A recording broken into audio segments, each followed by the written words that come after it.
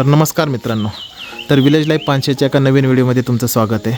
तर आमचं जे घर आहे त्या घराच्या बांधकामाची आम्ही अपडेट नेहमी देत असतो. तर आज आता लास्ट वीकमध्येच जे आमच्या लाईटचं जे काम आहे पूर्ण घराचं, तर ते आम्ही पूर्ण झालेलं आहे. तर आज जे राहिलेले बोर्ड होते ते पण फिट केलेले आहेत. तर साधारण अशा प्रकारे आम्ही आमची लाईटची जी केलेली आहे फिटिंग सगळ्या प्रकारे, तर हे तुम्हाला आज दाखवतो. तर बेसिकली आम्ही गावाला तर जास्त करून विकेंडलाच येतो फक्त, म्हणजे आम्ही इथे राहण्याच्या अशा हिशोबाने नाही आहे. त्याच्यामुळे आम्ही जेव्हा लाईटिंग केली तर लाईटिंग ही जास्त करून फंक्शनल करण्याचा प्रयत्न केला, जास्त दिसण्यापेक्षा कशा प्रकारे आपल्याला यूज करता येईल याच्यावर जास्त फोकस केला. तर हे बाहेर जर पाहिलं तर आम्ही इथे शोसाठी हे लावलेत 3 लॅम्प इथे. तर याची लाईटिंग जी आहे, आम्ही घरातली कुठलीच लाईटिंग ही कन्सील केलेली नाही आहे, सगळीच्या सगळी लाईट नंतर बाहेरून फिटिंग केलेली आहे, जेणेकरून जेव्हा बांधकामामध्ये जे कुठून नक्की घ्यावं हे आधीच डिसाईड न करता आपल्याला नंतर जेवढे पाहिजे तेवढे पॉईंट व्यवस्थित घेता यावे. तर इथे हे जर पाहिलं तर इथून ही पट्टी घेतली आणि इथं फॅनचं कनेक्शन बाहेर हॉलमध्ये ह्याच्यामध्ये पडवीमध्ये काढून ठेवलेलं आहे, जेणेकरून इथं जर आपण कधी बसलो असलो तर आपण त्यावेळी आपल्याला फॅन जर लावायचा असं लावू शकतो. त्याचप्रमाणे इथे एक ट्यूबलाईट लावलेली आहे, जेणेकरून आता संध्याकाळच्या टायमिंगला जसं पूर्ण प्रकाश पडतोय हे दिसण्यासाठी आहे. तर याचं कंट्रोल इथून ठेवलेलं आहे. इथे जास्त बटन नाही ठेवता, फक्त सिम्पल बटन्स आहेत या इथे. आता याची जे इथं कुठून वायर दिसत नाही तर याच्यासाठी काय केलं आम्ही, जे पण सगळी जी वायरिंग आहे ती बाहेरून पट्टी जी आहे आपली ती आतमधून फिरवल्यात. तर हे आम्ही ओपन ठेवल्यात, रिझन की आता दिसताना असं वाटतं जर कलर मारल्यानंतर थोडं कवरअप होतील. बट हे असं ठेवण्याचं रिझन एकच की जर कन्सील वायरिंग केली तर आपल्याला सगळेच वायरिंग आधीच डिसाईड करावं लागतात आणि आपल्याला एक नक्की लक्षात येत नाही की नक्की कुठं ठेवावेत. मग त्या टायमिंगला आपल्याला परत कन्फ्युजन होतं आणि मग एखादा पॉईंट घ्यायचा जर राहिला तर आपल्याला वाढवता येत नाही. तर आम्ही याच्यासाठी काय केलं, तर इथून जो बाहेरून मीटरचा बोर्ड येतोय बाहेर, तर इथं मेन त्याचं MCB ह्या बाहेर ज्या लाईट लावल्या त्याच्यासाठी लागणारे जे कनेक्शन आहे ते इथून मागच्या साईडने असं घेतलं आणि तिथून जे बाहेर घेतलेत, जेणेकरून बाहेर वायर जास्त जे लावले फरचे त्याच्यावरनं फिरवायची गरज नाही पडणार. इथून घेताना इथे खाली इथे बोर्ड घेतला आहे, जेणेकरून इथे जर सोफा वगैरे काय असेल तर इथे जर का आपल्याला चार्जिंगसाठी पॉईंट लागणार असेल तर बोर्डचं कनेक्शन इथं आणून ठेवलं आहे. त्याच्यानंतर जे ट्यूबलाईट्स आहेत, आता ह्या ट्यूबलाईट आम्ही ट्यूबलाईट प्लस बल्ब लावला, त्याच्यामुळे बल्बवरून ट्यूबलाईट घेता आले आणि इथे या 3-in-1च्या ट्यूबलाईट लावल्यात, पाहिजे तशा लावता येतील. प्लस फॅनसाठी 2 ठिकाणी वरतून इथून पॉईंट्स आणून ठेवलेले आहेत. इथे एक बल्ब आहे, इथून पूर्ण ही पट्टी फिरवलेली आहे. आता आमचं जेव्हा घराचं हे जे आहे बाथरूम आहे इथं संडास बाथरूम इथे जेव्हा आहे तर इथे पूर्ण मोठा माळा तयार झालेला आहे. ॲक्च्युली वरून आम्ही RC म्हणजे PCC टाईपच केलेला आहे.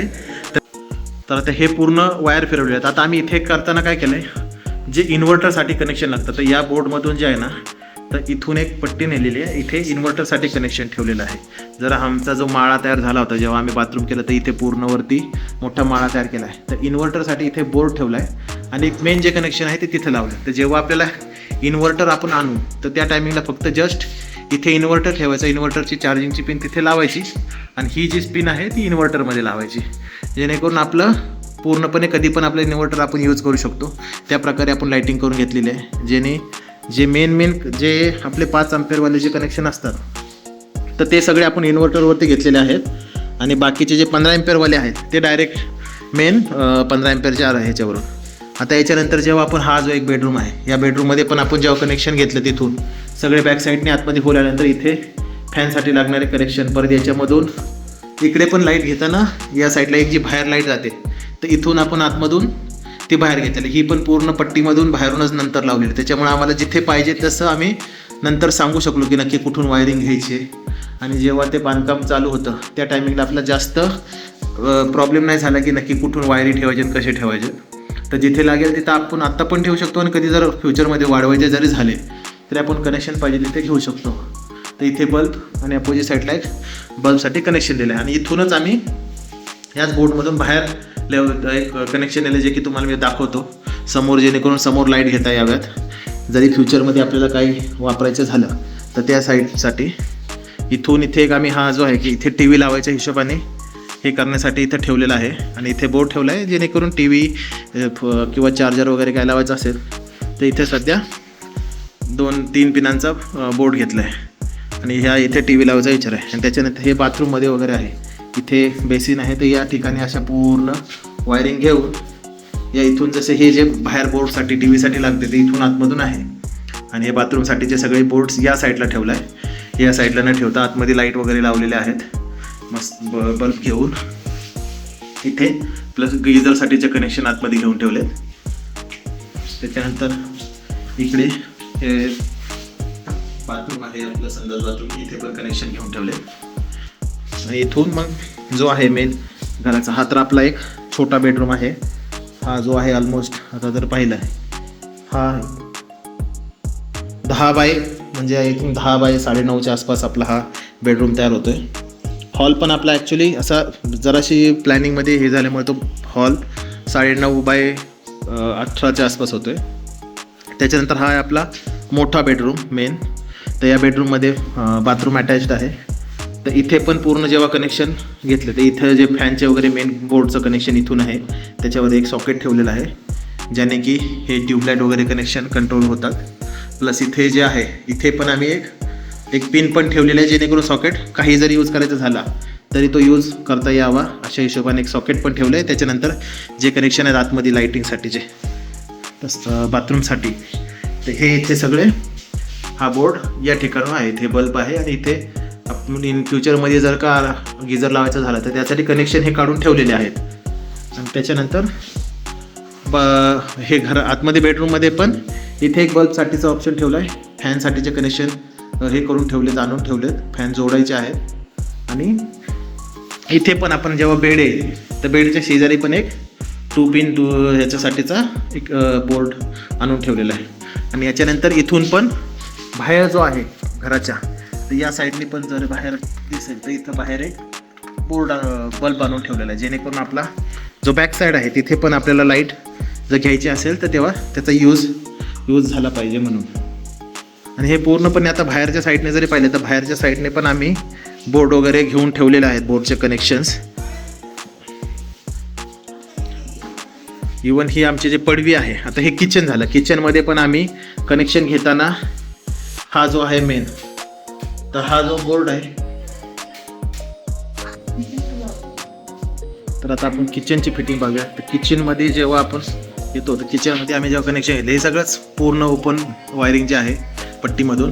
तर इथे एक बोर्ड घेतला जेणेकरून फ्रीज वगैरे आपल्याला लावायचा, तर इथे हा 15 एम्पियरचा कनेक्शन आणि एक नॉर्मल सॉकेट ठेवलं आहे. इथे पण फॅनचं कनेक्शन काढून ठेवलं आहे, बल्ब इथे एक बल्ब घेतला आहे, इथून वरती ट्यूबलाईट घेतलेली आहे आणि तिथे एक बल्ब घेऊन ठेवला आहे जेणेकरून जो आपला किचनचा एरिया आहे तर तिथे प्रॉपर लाईटिंग राहावे. इथे एक बल्ब घ्यायचा होता पण तो नंतर कॅन्सल केला, ॲक्च्युली बल्ब कमी होते. आणि त्यानंतर आता हे जे मांडणी आहे आता ही वेल्डिंग मशीन पण आपण घेतलेली आहे किंवा हे मशीन जरी गावाकडं काय काम करण्याचं त्याच्या हिशोबाने आम्ही काय केलं आहे, हे जे मागची जी चुलीची रूम आहे ही पडवी, तर इथे चूल करण्याचं हे आहे प्लॅन. इथं आता सगळं मटेरियल ठेवलेलं आहे आपलं राहिलेलं शिल्लक सिमेंट वगैरे. तर इथे पण एक बोर्ड आहे, इथे फॅनचं कनेक्शन घेऊन ठेवलं ज्याची की गरज नाही पडणार पण आम्ही ठेवलं आहे इन फ्युचर जर लागलं तर. आणि इथे सॉकेट वगैरे आहेत. आणि प्लस इथे एक आम्ही हे 15 एम्पियरसाठीचे खास कनेक्शन काढून ठेवले जे की आम्ही सेपरेट RCCवरून घेऊन म्हणजे त्याचा MCC बोर्डवरून घेतलं जेणेकरून इन फ्युचर ज्या मशीन्स आहेत आपल्या वेल्डिंग मशीन म्हणा किंवा अँगल ग्राइंडर ह्या जे ही गावाला येऊन जर वापरायच्या झाल्या तर याचा यूज व्हावा. आणि ह्याचं सेपरेट ठेवलं जेणेकरून जरी तो ट्रिप झाला तरी आपले बाकीचे जे आहेत फ्रीज वगैरे ते बंद नाही पडले पाहिजेत. तर इथे बल्बसाठी वगैरे कनेक्शन ठेवले. आणि जेव्हा बॅक साईडला पण घराच्या जर पाहिलं तर आम्ही प्रॉपर बोर्ड वगैरे किंवा लाईटसाठी काढून ठेवले. ह्या इथे बघा हे बोर्ड लावला एक, त्याच्या साईडला बल्बचं कनेक्शन ठेवलं आहे आणि हे बाथरूमची लाईटिंग वगैरे. आणि त्याच प्रकारे हे घराच्या बॅक साईडने जर पाहिलं तर इथे सध्या व्यवस्थित करायचं आहे आपल्याला झाल्यानंतर. हे जे मी दाखवत होतो आतमधून हा मास्टर बेडरूमच्या तिथून बाहेरून तिथे हा बल्ब लावला आहे. आणि हे जे आपलं साईडला जे जागा आहे इथे जे नाही गाडी पार्क वगैरे करण्यासाठी आपल्याला इथे नंतर फ्युचरमध्ये लावायचं आहे.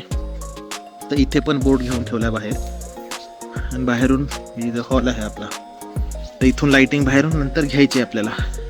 प्लस या साईडनं जेव्हा आपण येईल तर बाहेरचं जे बोर्ड आहे इथे एक हॉलमध्ये बल्ब ठेवला आहे इथे